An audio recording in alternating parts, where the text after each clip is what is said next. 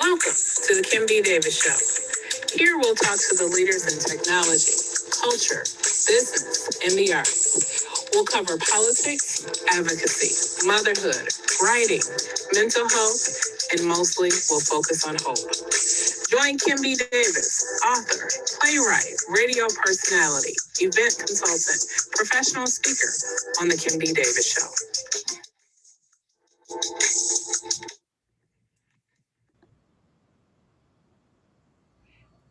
Good evening, and thank you for tuning in to the Kim B. Davis Show. I'm your host, Kim B. Davis, and this evening we have our political strategist and organizer, Miss Shanay Watson-Whittaker. Good evening, Shanay. How are you? Hey, Kimberly, I am great. I'm just happy to be here and happy to talk today.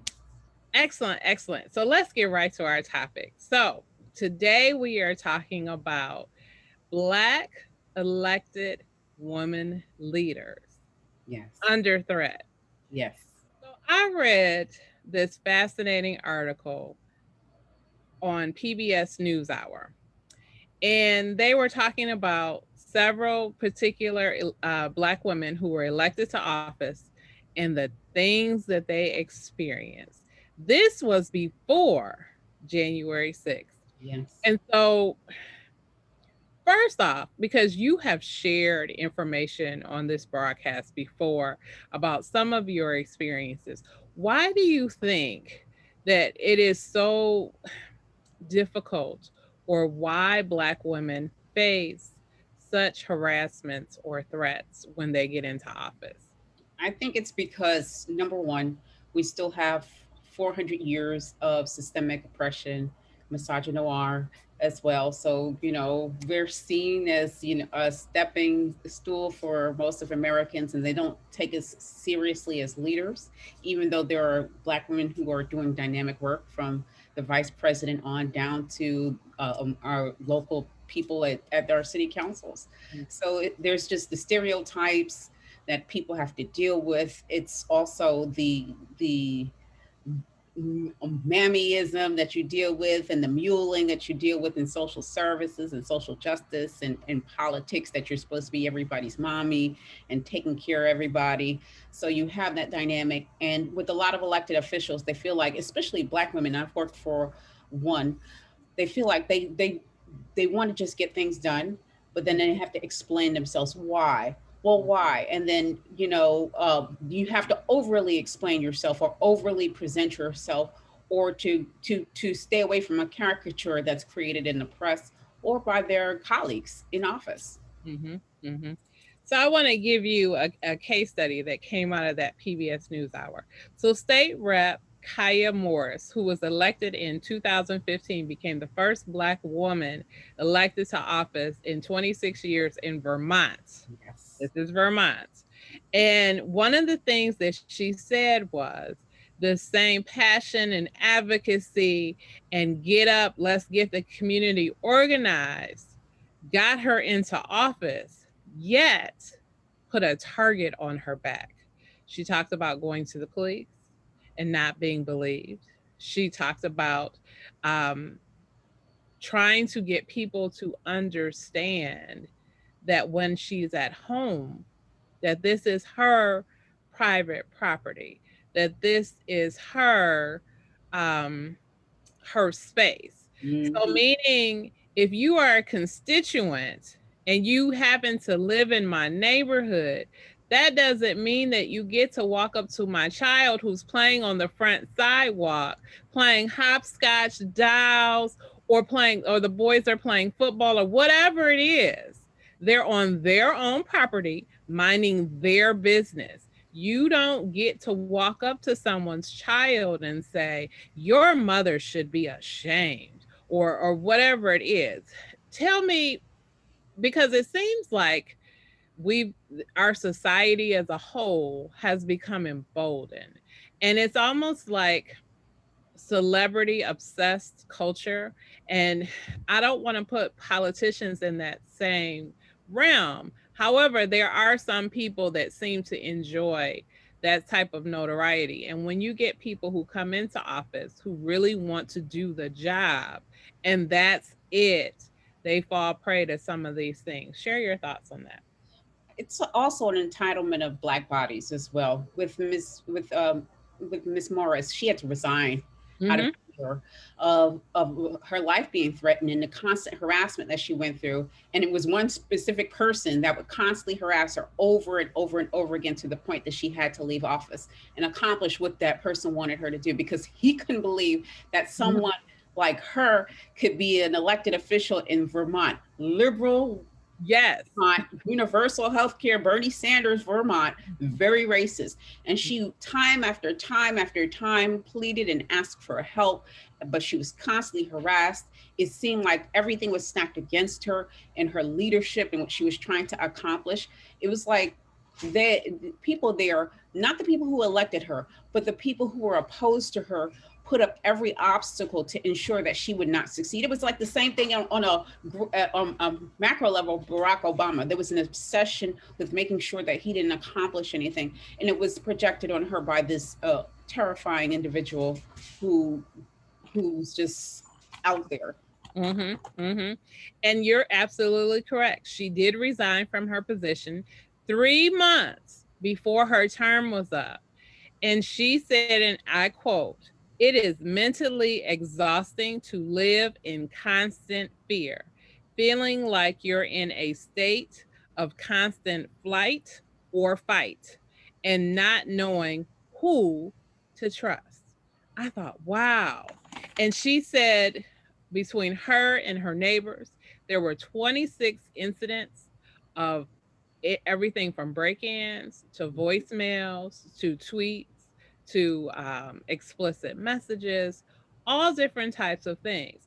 What I found interesting was that whoever the police sheriff in this particular area was had interviewed this particular troll's ex-wife, or they were separated, and she said he's going to hurt her, and yet they still didn't listen.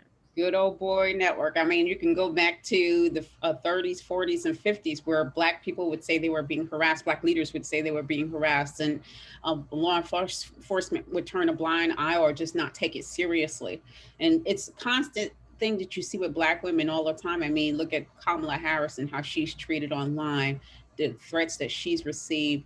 And members of Congress, even here in the state of Michigan, during that whole unrest where we had people armed with guns going to our state capitol and putting our representatives of color, taking them to take, they had to take measures to even hire private security to protect them. So it's, it's very dangerous, but that's also what white supremacy does. It's there to intimidate. It's there to push back on any kind of progress made by Black people or people of color. And they'll do anything they can to make sure that they can keep us at a certain level. This reminds me of a book that I've read about lynching and about the harassment that leaders in the community, specifically the civil rights movement, they dealt with, whether it was Medgar Evers, whether it was Dr. King, whether it was anybody with a position of authority and any kind of platform. The sense of entitlement that those white supremacists felt to those people's bodies, to their homes, to bomb their homes, to drive past and clan attire past their homes. I mean, it's the same thing, but it's just dressed up differently. So that's what they're dealing with, and it's not brand new. This is 400 years in the making. Anytime there's any sort of Black success in America, there's always recoil, whether it's on a macro level like Barack Obama and Kamala Harris, or a micro level, whether it's um, um, um, the Representative Morris. Mm-hmm, mm-hmm. And you're absolutely correct. And, you know, rightfully so, it is a good analogy between what happened with our Governor Gretchen Whitmer and our Secretary of State Jocelyn Benson, who were actively engaged. Not that they were engaged, but people were actively going after them. You had people who actually showed up at our Secretary of State Jocelyn Benson's home, where her children Yes. with guns outside of their home in a neighborhood. I don't know who thinks that this is okay. And then for Governor Whitmer, we actually had people who had layouts and plans to kidnap her from her vacation home. Correct. Kidnap and execute her. Yes. And Yes. those threats initially weren't taken seriously until it escalated. And even people in our federal government at the time, the other prior administration, they Mhm. took it very lightly. They didn't take it as seriously as it should have been at that time. I thank goodness that we do have other leadership in place, and I thank goodness that she is okay and she is protected, and the Secretary of State as well. There, Jocelyn Benson has been like on the front lines in the fight for voting rights, and what she represents to those people who want white supremacy and want the status quo. She represents a threat to them. So even our allies as well are at risk too. Absolutely. And so I want to give you a statistic. It says that Black women, this is according to PBS News Hour, Black women are 84% more likely to be mentioned in problematic tweets than white women, according to PBS News Hour. And they also said that Black women are more likely to be physically threatened with bodily harm than white. What do we do to keep ourselves safe? I know that there was, and I forget her name, there was a representative in Lansing who her community came out, and there were some African Americans who came out with guns and walked her to the Capitol to make sure that she got to work safe. For those that have that, great. For those that are able to pull from funds where they can hire extra security, great. What happens when you don't have that? What? Online. I can tell you just a quick story. The other day, I was tweeting State Senator Erica Geis, retweeting her, and also Joy Reid about white supremacy and how whites, African Americans, understand white supremacy more than white people do. And the Mhm. person told me to go back to Madagascar, and I was thinking to myself, okay, well, I'm thinking, well, I know my folks have been here in this country. My dad's side has been here since the 1600s. In fact, my folks served in the Revolutionary and the Civil War. Mhm. So, who are you to tell me to go back to whatever Mhm. country that is? So, that's the stuff that you deal with, or being called all sorts of names and being doxxed. I've been through that as well. My own twin has been through the doxing situation and the death threats. Mhm. It's easy for people to do that. And give you an example, Tammy Sawyer in Memphis, Tennessee. Mhm. She actually had a press conference, and I know her pretty well through my twin, because my twin lives down there. Mhm. She had a press conference, and at a Confederate monument that was being taken down, and a gentleman was behind her waving the Confederate flag, calling her all sorts of horrible names while she was in front of the press. And it got to the point that it was verbal harassment, and that person felt like they can do that to her, Mhm. and insulted her publicly, like while she was having a press conference, not doing anything to nobody, but doing what her normal job is to bring attention and awareness to an issue. Mhm. And she was just threatened, and it was online because of this Confederate statue coming down, and the things that she actually had to take a break from social media.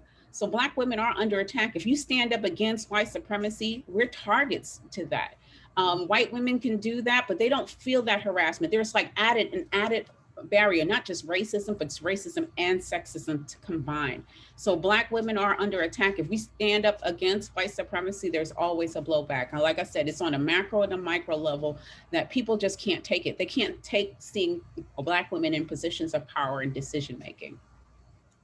Absolutely, I agree with you. So my next case study is Rhonda Fields. She was elected in 2011 in Colorado, Mhm. and 5 years later, she was elected as the state senator, and she was threatened, which I thought was horrific, with being Gifford.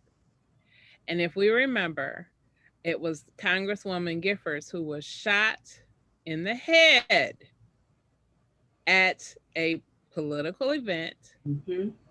out in the community where she was bringing, as you said, awareness to a particular issue, and someone shot her, and her life was irrevocably changed from that very moment.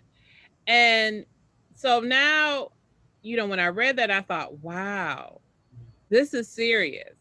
Not just, okay, I got somebody online who's trolling me, who's calling me names. Not that that's not serious, but if Mhm. it just sticks to name calling, that's one thing. But when it changes to online threats and people are breaking into your car or breaking into your home or approaching your family members or whatever it is, that's crossing a line.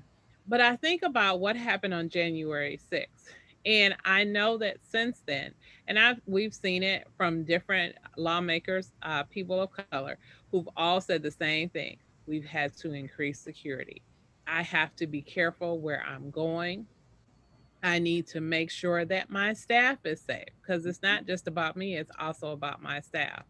What advice would you give to people who are working for, especially Black women who are in elected office and they have staff? What advice would you give to them to help not only watch their officials back, but watch themselves as well? Well, as someone who's worked for a couple of elected officials, number one, the first thing you should do is just be aware of your environment. If there are any risks, contact your local law enforcement to make sure that they are aware of the situation and they can evaluate the situation to see if protection is necessary. And document everything. When I worked for the person, the council member, I received a death threat. I immediately reported it to police to make sure that that person making that harassing call, was held accountable for it. That's the first thing.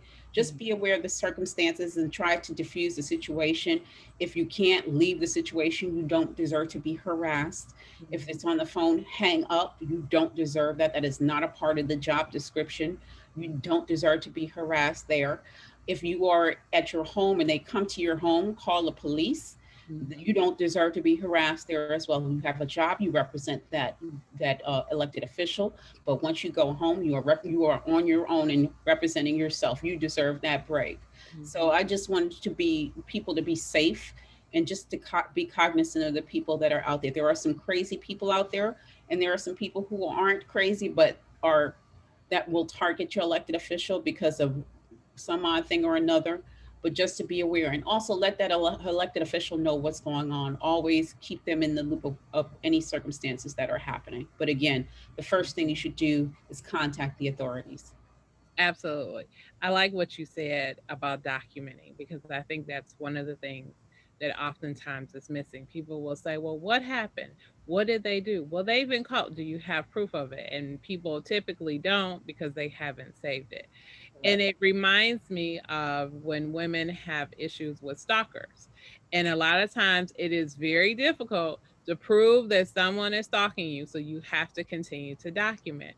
I know people that have experienced that and have had to explain to a police officer, this Mhm. is what happened. This is what this person has been doing. And they'll say, yeah, this person is crazy, but we can only move them off of your property. But once they're on the street, they can sit there all night and do whatever they want to. And there's nothing that we can do about it unless you get a personal protection order against them. And so I do think it is very important that you keep your elected official in the know, make sure that you protect yourself. I think that what you did was great when you automatically and very quickly informed the police that this was going on. They need to pursue that. And if they don't, you have to continue to document, document, Right. document. Everything.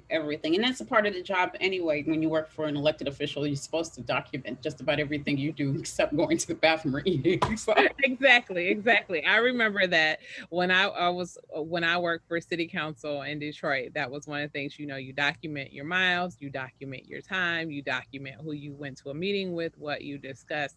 All of that protects you. So if anybody comes back to you and says, well, Kim, between 2 and 4, we saw you at the park. No, you didn't, because I was at a meeting and I was doing this, and this is what we were talking about. All of that protects you. oh, But good. I'm still good for that. I absolutely. I still do that too. I keep a date book and everything. So you always know. If something happens to me, it's like Law and Order. Well, let's go to her date book. Where was she? There you go. She was at such and such a meeting with such and such. Yep. But I want to go back to something that you said. You talked about Vice President Harris. And really quickly, so we just heard this damaging report.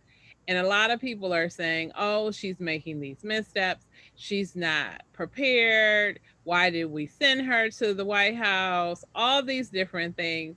What are your thoughts on the reports that things are disorganized, that it's chaotic, and that things are falling apart? I think one of the first criticisms of her campaign was too many leaks. And then now it's too tight. The ship is run too tight. I think that it's because people don't have access like they want to. So you have um, the press, and you have people who are political opponents or former friends coming at her because they want access and want to be opened up. So it's amazing how people can turn, and they don't understand that once a person is elected to a certain role, that there is limited access. That it's not going to be the same like it used to. You can't just walk up in her office. You can't just call her up on the phone. It doesn't work that way with the vice president. I mean, I think that people are really, there is like a segment of the population that does not want to see her be the first woman president of the United States. There, Mhm. again, it's all, to me, it always boils down about race. They want someone that is of another you to be that first. So why not do the damage to her now? I'm sure that there's always going to be ups and downs in any political office. It's ebbs and flows. Some days you're going so fast that you can't keep up, and there are some days that are slow. And when you're new to this position and to this role, I'm sure there are challenges, but the access thing, that's just bitter betties for me. You're mad because you can't influence like you used to, and that's where that's coming from. Absolutely. So my last question to you, Shanae, you mentioned briefly about your twin being doxxed. First off, explain what dox means. I know what it means because I had a conversation with someone who told me that. And I said, oh, wow, that's actually a thing. And then explain how your twin was able to protect herself online, because as Black women, as we engage in social media, it is important because oftentimes we do get people who will troll us for a variety of reasons. Correct. She it was actually by like a horde of supporters of another Black person. She talked, if you disagree with certain people, they'll try to find out all your personal information from your home address to your job information and put that out on the internet. There are certain people that thrive on that. Mhm. And at that time, Lakeisha was going through, let's mention his name, she was going through her she was mourning her husband's death. So Mhm. people thought that was a lie, but then they found that it's really true. So people were very apologetic because she was going through this hard time with her husband transitioning, and raising two boys by herself. So it was a scary time. It was to the point that we were like ready to roll to go down there and get her, just to protect her. But Mhm. the only thing you can do is just to make sure that you keep your information as limited, your personal information as limited as possible online. Mhm. Lock your accounts. To the point that someone stole her picture and like posed as her. It was crazy, and like tried to quote her. We were fortunate enough to get Facebook to take down the account using her information. But that's a part of being online and having being a part of that world. But you just have to limit what you put on the internet. You can basically find anything on anybody these days, as you can tell. And when you find them Karens, you could do it. Yes. So I mean, it can be used for good and bad, but at the same time, you just even disagreeing with someone over food, you can get doxxed over that. Mhm. There are people who just, like, again, thrive off of that kind of negativity. They want to destroy people, and you know what hurt people do? They hurt people. Mhm. Absolutely. I say that all the time. Hurt people hurt people. There's a gentleman, and I won't call his name, but you know him and I know him. And he went through a similar situation, and we had a conversation about it. And he said, Kim, people were sending me pizzas and not paying for it. They would call in an order. He said people would send me packages with glitter bombs Mhm. or, feces or different types of things to my house. And I was like, wow. I said, are you nervous? He said, I was. He said, have to make sure that my family is safe. He said, but in the end, would I change what I did? No. He said, but this is the world that we live in. So it is a scary place. So if you are a Black woman or just even a Black person who is on social media, if you are elected and you have a voice and you're using it, guess what? Someone's going to have something to say about it, and you really have to protect yourself. You do, and especially with dealing with folks on the right. I'm thinking we're talking about the same person. They dealt with death threats to not just Mhm. themselves, to their family, doxing the family and everything. It was just awful. The whole experience was awful. Mhm. And I don't wish that on anybody just because you have a difference of opinion. Mhm. Mhm. Mhm. But that's the Absolutely. level of extremism we deal with at these times. There are people on the right that make money. I tell you, white supremacy is $1 billion business, and so they get paid off of it to make sure that you and I are terrorized every day. Mhm. Mhm. And we're not going to be terrorized. We're going to use our voices for good, right, Shanay? Yes, I always do. So do I. So do I. Yes. Thank you again, Shanay, for coming on and sharing with us and talking and breaking this all down for us. Tell us how we can find you. Well, you can find me on Twitter, La Femme Negrita, and I'm always there with my twin. So and that's it. Thank you, Shanay. I so appreciate you coming on the Kim B. Davis Show and talking about Black elected women leaders under threat. Thank you so much. Yes, thank you so much. Thank you. Thank you guys for tuning in to the Kim B. Davis Show. You know, you can find me on Facebook, Twitter, Instagram, LinkedIn, Snapchat, TikTok, and wherever else there's social media, you can find me. And it's Kimberly Bachelor Davis. Bachelor is spelled Batchelor. You can see this show on youtube.com/Kimberly Bachelor Davis. You can also hear this show on Apple, Spotify, Google, and Stitcher. You can learn more about me and see all of my books at kimbdavis.com. And hopefully we'll see you on our next show. And as always, remember, be magnificent.